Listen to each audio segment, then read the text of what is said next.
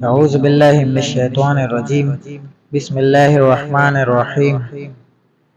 ایک مرتبہ حضرت ابراہیم علیہ السلام اپنی بکریوں کا ریوڑ چرا رہے تھے کہ ایک آدمی قریب سے گزرتے ہوئے اس نے اللہ تعالیٰ کی شان میں یہ الفاظ ذرا بلند آواز سے کہے: پاک ہے وہ زمین کی بادشاہی اور آسمان کی بادشاہی والا، پاک ہے وہ عزت، بزرگی، ہیبت اور قدرت والا اور بڑائی و دبدبے والا۔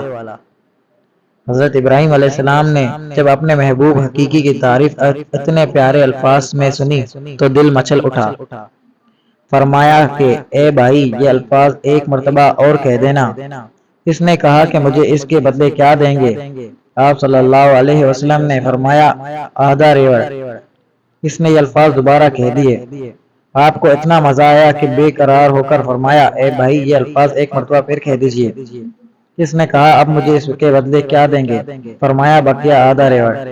اس نے یہ الفاظ 6 بار کہہ دیے۔ آپ کو اتنا سرور ملا کہ بے ساختہ کہا: اے بھائی، یہ الفاظ ایک مرتبہ اور کہہ دیجئے۔ اس نے کہا: اب تو آپ کے پاس دینے کے لیے کچھ بچا نہیں، اب آپ کیا دیں گے؟ فرمایا: اے بھائی، میں تیری بکریاں چرایا کروں گا، ایک مرتبہ میرے محبوب کی تعریف اور کر دو۔